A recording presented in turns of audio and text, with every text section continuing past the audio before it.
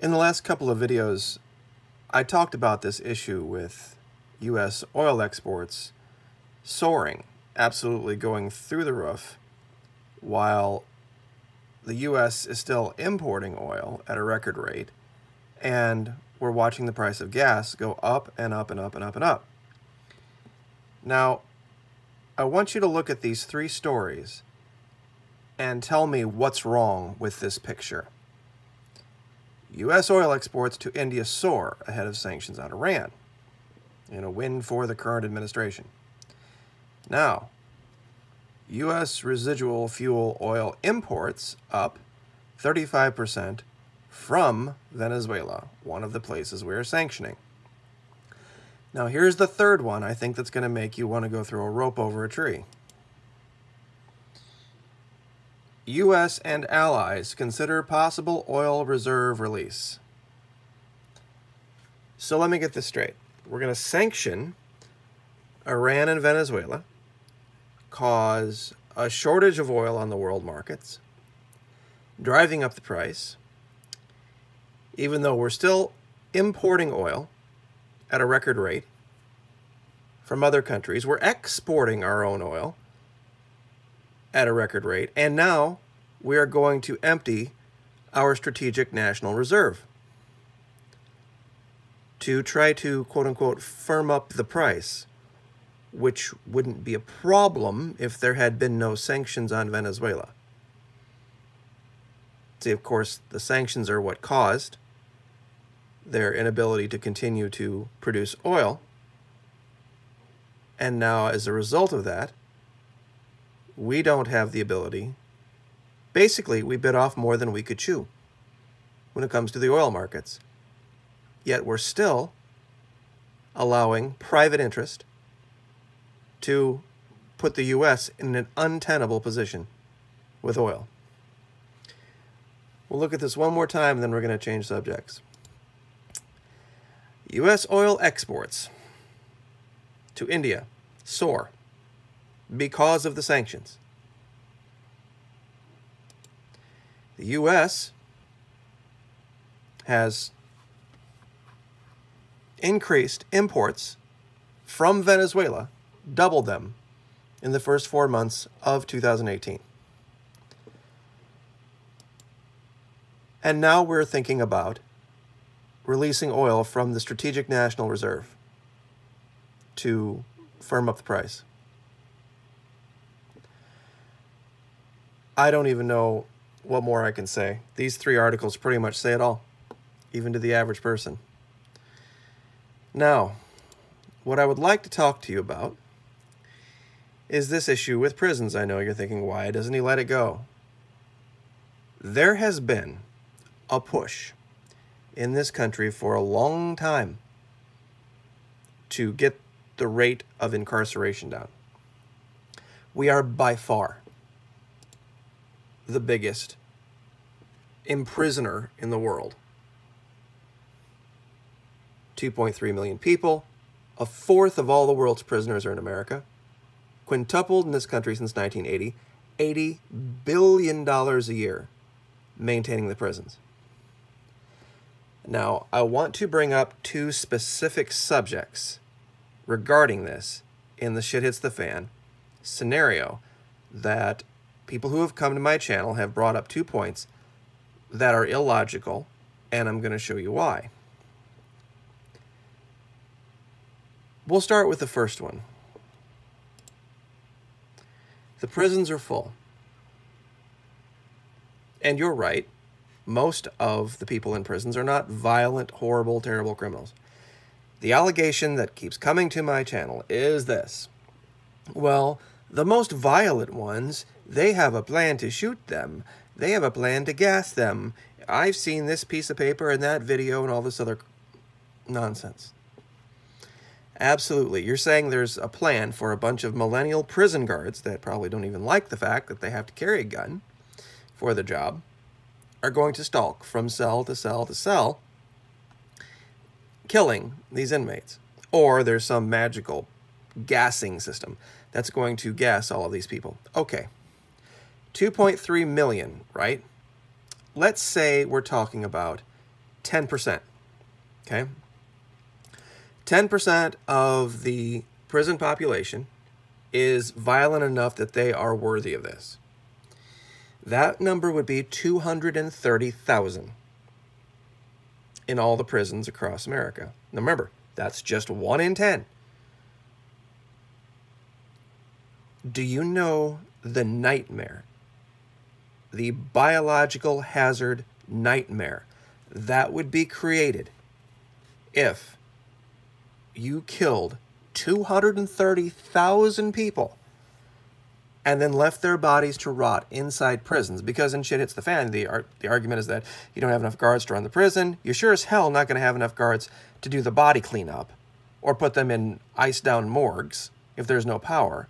So you're talking about leaving 250,000 bodies just to rot inside dozens and dozens and dozens of prisons around the country. Do you know the nightmare that would create for the U.S. government?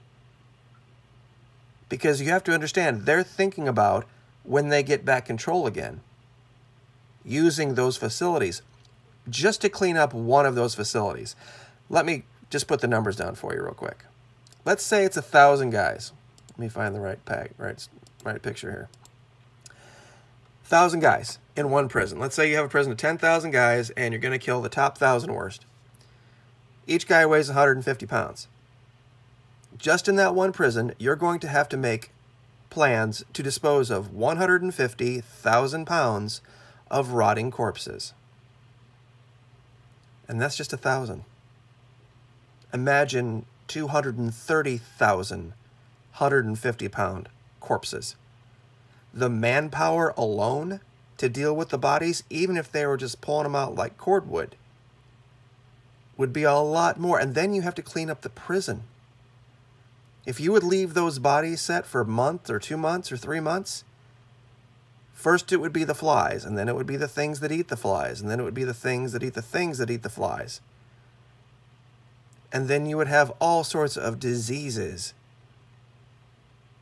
The effort just to clean the prisons would be insurmountable. It would be so much easier, especially since there's already this giant push to let them out, to just let them out. To give you an example, in the earthquake, 2004, 14 years ago, Indian Ocean, massive natural disaster, killed about that many people, about 250,000 people.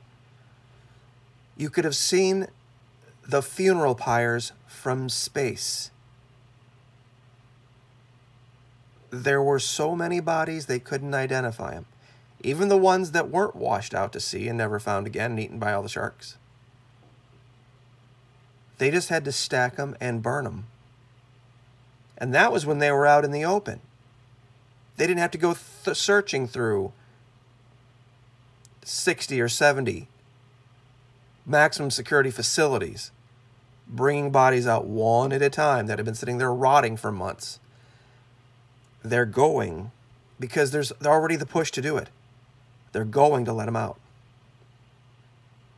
They're going to open because of, first of all, it's going to be a world opinion. The UN more than likely is going to have charge of that by that time.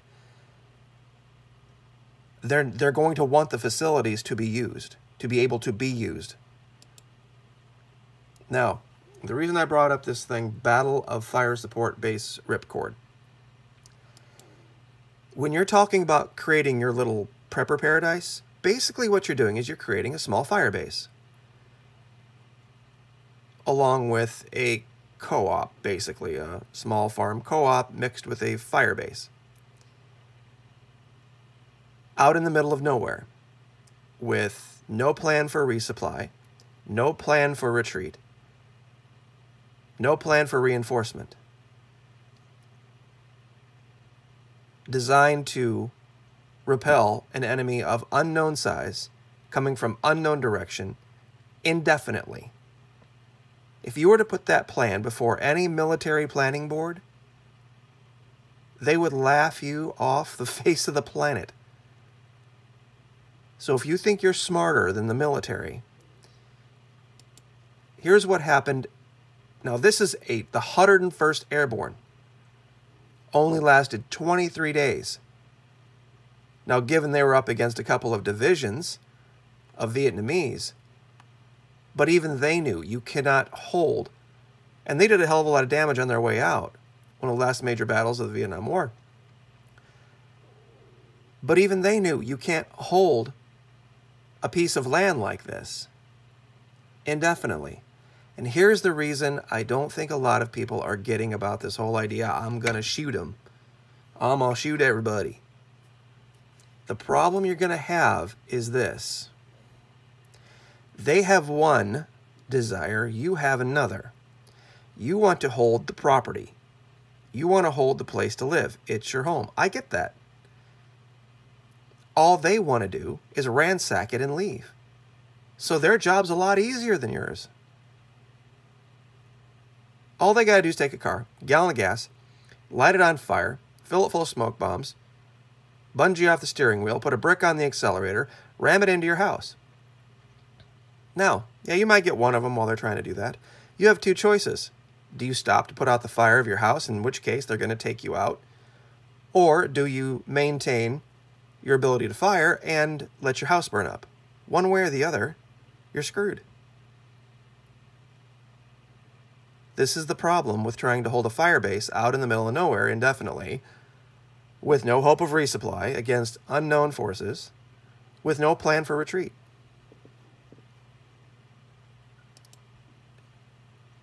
This is America's dirty little secret that nobody wants to talk about.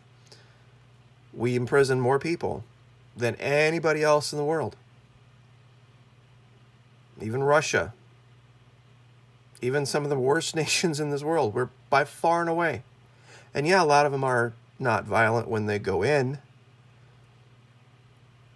But trust me, when they come out, wherever they are, they're going to not want to be there. And when you look at places like this, and places like this, they're going to leave. These people that have been sitting in California prisons for 5 or 6 or 8 or 10 years, they're not going to ever want to see the state of California ever again in their lives. Ever.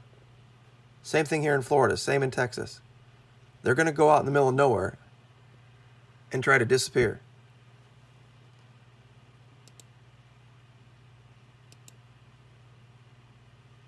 The numbers are just beyond anything you could imagine. And here's the top 5. $80 billion a year we're spending. California, New York, Texas, Pennsylvania, Florida. I know a lot of these are what I showed green on my map. The reason is the prisoners are going to get out and they're going to leave. And they're going to go someplace far, far, far away.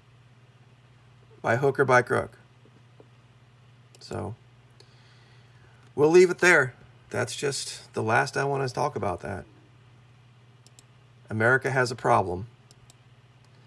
And we have turned our country into bizarro world in the last 2 years. And it's getting ready to come to a head. So we'll leave it there. Like, share, subscribe.